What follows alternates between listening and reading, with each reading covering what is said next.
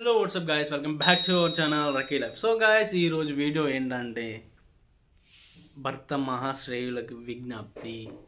So mass Maharaja Raviteja అందరికీ తెలుసు అనమాట. So Bhartha Mahasayulaki new movie glimpse అయితే రిలీజ్ అయినాయి.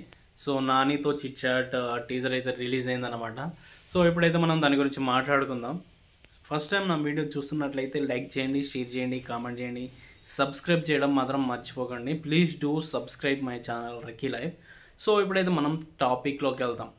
సో మాస్ మహారాజా రవితేజ తెలుగు ఇండస్ట్రీలో ఏ సపోర్ట్ లేకుండా వచ్చి, ఏ బ్యాక్గ్రౌండ్ లేకుండా వచ్చి స్టేబుల్గా నిలబడి తనకంటూ ఒక క్రేజ్ను క్రియేట్ చేసుకొని చిరంజీవి అంత స్థాయికి ఎదిగిన మాస్ మహారాజా రవితేజ మూవీస్ అయితే ఈ మధ్యలో అన్నీ ఫ్లాప్ అవ్వకుండానే వస్తున్నాయి అన్నమాట. సో ఇదైతే నాకు చాలా అంటే చాలా బాధాకరంగా అనిపిస్తుంది. ఆ డైరెక్టర్ల ప్రాబ్లమా, స్టోరీస్ ప్రాబ్లమా, లేకపోతే ఇంకా కొత్త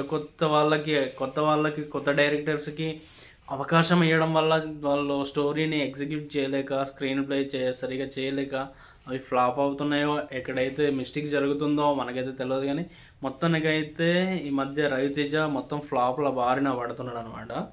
సో మొన్న వచ్చిన గ్లింప్స్ చూసినట్లయితే నాకైతే చాలా అంటే చాలా బాగా అనిపించింది. భర్త మహాశ్రేయులకు విజ్ఞప్తి. సో చాలా అంటే చాలా బాగుంది. నాకు ఇది family entertainment movie, emotional content అని నేను అనుకుంటున్నాను అన్నమాట.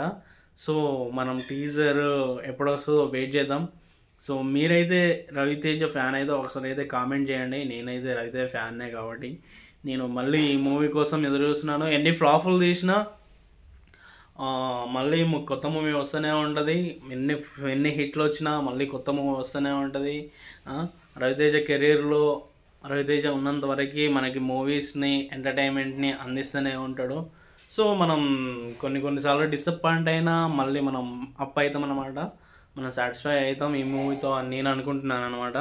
సో వీడియో నచ్చినట్లయితే లైక్ చేయండి, షేర్ చేయండి, కామెంట్ చేయండి, సబ్స్క్రైబ్ చేయడం మాత్రం మర్చిపోకండి. సో ఈ మూవీ గురించి అయితే నేను వెయిట్ చేస్తున్నాను. ఇదైతే ఖచ్చితంగా బ్లాక్ బస్టర్ కాకుండా ఫ్యామిలీ ఎంటర్టైన్మెంట్, ఫ్యామిలీ జోనర్లో హిట్ అవుతుందని చెప్పేసి నేనైతే అనుకుంటున్నాను అనమాట.